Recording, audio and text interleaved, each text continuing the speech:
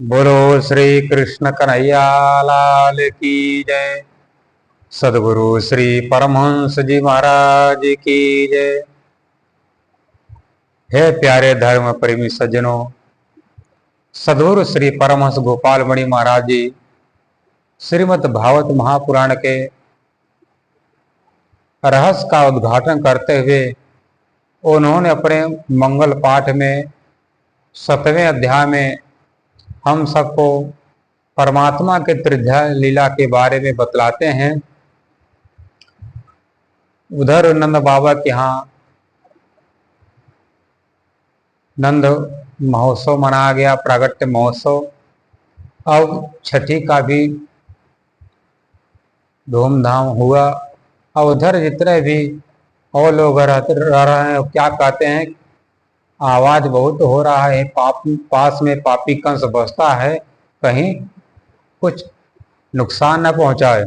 कह रहे राजन को शंका करे कंस निकट बसे हो, उत सब ईश्वर विभूतता डर कैसे हो। कह रहे हैं परीक्षित, सबके मन में ऐसा डर लग रहा है कहीं पापी कंस पकड़ ना ले, इतना आवाज आने पर, क्योंकि उसके चारों तरफ गुप्तचर फैले हुए हैं। कोई कह रहा है कि आप चिंता ना करके, जितने भी ईश्वर विभूतियां हैं, जितने भी देवी देवता वेश बदल बदल करके उन परमात्मा श्याम सुंदर की सेवा करने के लिए वहां पर गए हुए हैं, इसलिए वहां पर किसी भी बात का डर नहीं है। जाको वेदन अगम कहे वेदन कौ लहे हो, जाको आप जना सुख जानो। जिसको वेद शास्त्र पुराण अगम अगोचर सच्चिदानंद पूर्ण ब्रह्म कह करके हार जाते हैं, उनका पता नहीं लगा पाते हैं, उनका रहस्य नहीं जान पाते हैं, वो परमात्मा जिसको अपने बारे में जनाना चाहते हैं, अपने जानकारी देना चाहते हैं, उसी को वही जान सकता है उनको। सबके आदि अनादि सौ के स्वर हो, जो लभे दे विचार तो शंका नहीं आए। क्योंकि परमात्मा अक्षरातीत जो है सब संसार के सभी चराचर के एक आधार हैं। क्योंकि शास्त्र में कहा गया तमीश्वराणाम परम महेश्वरम देवता नाम च परम देवता। हे प्रभु, हे परमात्मा, आप ही ईश्वर हो, आप ही महेश्वर, आप ही कालों के काल महाकाल हो। क्योंकि आप कभी मृत्यु नहीं होती, इसलिए आप ही काल से रहित हो। और जितने भी देवी देवता ब्रह्मा विष्णु यहाँ भी सब काल के वशीभूत समर धर्मा है। इसलिए तमी स्वाराणाम परमम महेश्वरम देवता नाम च परम देवता पति पति नाम परम भुवनेश्वरीडियन। आप पतियों के परम पति हैं, आप योगियों के परम योगी हो, आप भक्तों के भक्ति को मनोकामना को पूर्ण करने वाले हो। इसलिए कह रहे हैं कि तमेश्वराणाम परम महेश्वरम देवता नाम च परम देवता पति पति नाम परम असिजाम भुवन स्मेडियन न तस्कचित लोके न चेसिता न तस्लिंगम। उस परमात्मा के समान कोई लोक नहीं है, उस परमात्मा के समान किसी का गुण, किसका लीला नहीं है। परमात्मा सबके मालिक है, इसलिए स कारण दीपा दियो न कच्छ जनता ना चाहते। उस परमात्मा का कोई शासक नहीं, बल्कि परमात्मा सबका मालिक है। परमात्मा ही के डर से अपने सृष्टि अपना काम किया करती है, इसलिए सबके मालिक हैं। इसलिए ऐसा शास्त्र पुराण कहते हैं। ऐसे परमात्मा के बारे में, उनकी कथा चर्चा के बारे में यदि कोई जितना पलक झपकता उसके चौथाई हिस्सा में यदि इतना समय में किसी को समझ में आ जाए ब्रह्म ज्ञान, उसकी मुक्ति हो जाती है। कह रहे हैं कि माया नटी वल पता विश्व न चाहे हो, ब्रह्म करे सो हो न जाने। ये परमात्मा जो अक्षरातीत की जो माया है, उस मायापति की माया ऐसे न चाहती। इस प्रकार एक नट स्वांग करने वाला अपने कलाकारी से सबको नचाया करता है, उसी प्रकार ये माया चाहे देवी हो, चाहे देवता हो, चाहे साधु महात्मा भक्त हो, राजा रानी, सबको नचाया करती है। ब्रह्म करे सो, जो परमात्मा जो करता, जो चाहता वही होता है संसार में, उनके अलावा कोई नहीं कर सकता है। जाके हुक्म से उपजे पाल लय हो, इसके इच्छा से अक्षर ब्रह्म असंख्य असंख्य ब्रह्मांड की रचना करते हैं, नष्ट करते रहते हैं। वो परमात्मा अक्षर ब्रह्म अक्षरातीत परमात्मा श्रीराज जी के प्रतिदिन दर्शन करने के लिए रंग महल परम धाम में जाया करते हैं। अस विचार मन समझ भरम तक श्रीनाम। इसलिए उस परमात्मा की इच्छा से सृष्टि का संचालन लय संहार होता रहता है। जो परमात्मा को जान लेता है तो समझ जाता है तो जितना भी शंका है उसको शंका दूर हो जाता है, उसका नष्ट हो जाता है। राजन अब लीला सुनो ब्रज बस जो की हो। परमहंस श्री गोपाल मणि महाराज कहते हैं परीक्षित और सुखदेव जी का उदाहरण दे करके कि हे राजा परीक्षित, अब वो लीला तुमको मैं बतला रहा हूं जो परमात्मा की लीला क्या क्या हुआ। निज प्रेम को सुख दे तो असुरों को भी हमारे हो।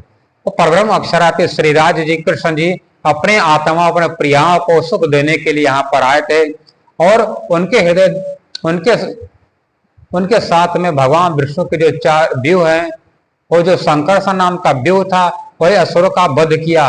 और परमात्मा किसी का वध नहीं करते हैं, परमात्मा सबसे प्रेम करने वाले हैं। संसार का काटना मारना संरक्षण करना ये सब काम भगवान का जो चार व्यूह उन्हीं का काम है।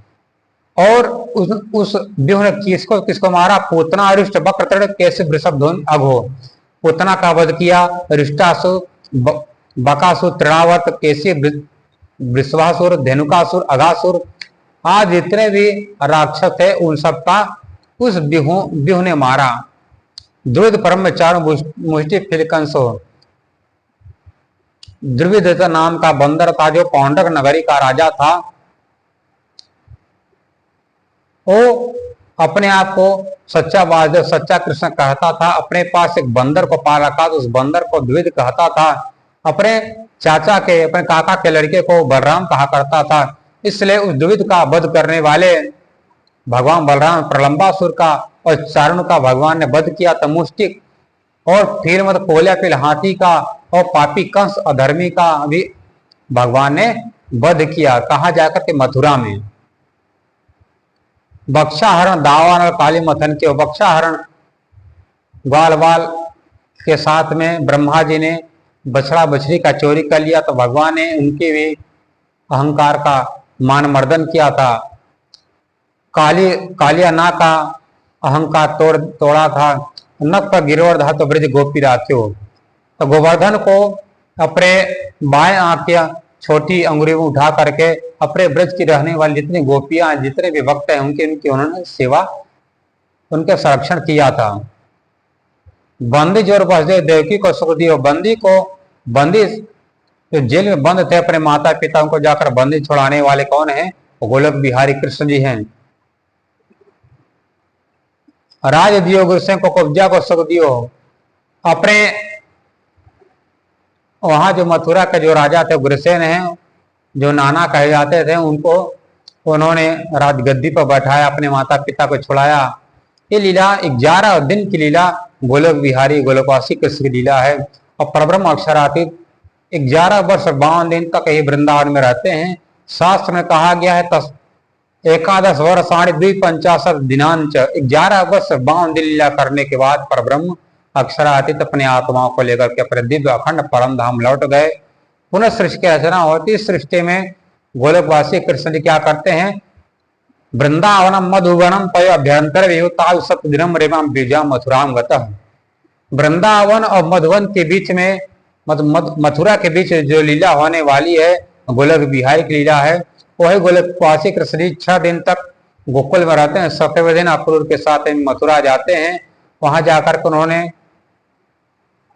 उनके कंस के जो पहलवान थे मुश्रिक चारों सल का वध किया। कोलियापीड़ हाथी का वध किया। और कंस का वध करने के बाद जैसे नंद बाबा को अपना ग्वाला बेस उतार कर दे देते हैं उस समय गोलोक धाम की जो शक्ति थी वो राधा जी के पास आकर के विराजमान हो गए। इस कारण से राधा जी गोपियां कभी द्वारिका में कृष्ण जी से मिलने का प्रयास नहीं किया, कभी कृष्ण जी भी नहीं बुलाया। कहते हैं कृष्ण द्वारिका काहे न बुलाए गोकुल गोप कुमारी, क्योंकि जमुना जी ही गोकुल मथुरा के बीच में अंतर थी। इसलिए राधा जी गोपियां कभी नहीं मथुरा वृंदावन को छोड़कर मथुरा और द्वारिका नहीं गई और न कृष्ण जी कभी बुलाया ही। इसलिए जो लोग नहीं समझते हैं वो ऐसा कहते हैं कृष्ण जी वही कृष्ण है, वही राधा, वही गोपियां हैं। पर भागवत में सबका रहस्य अलग अलग करके बतलाया गया है। वो रहस्य जब तक सदगुरु की कृपा नहीं होगी और जिन गोपियों ने उस रास में उस ब्रज में खेला था जो कृष्ण जी ने खेला था, उस कृष्ण जी और राधा रानी गोपियां उस राज के बारे में और उस भागवत के रहस्य को जान सकते, दूसरा कोई नहीं जान सकता है। इसलिए कह रहे हैं कि जो यह मंगल अगाध सुनो सुनावे हो ललना, भक्त विवेक विचार सोनित सुख पावे हो।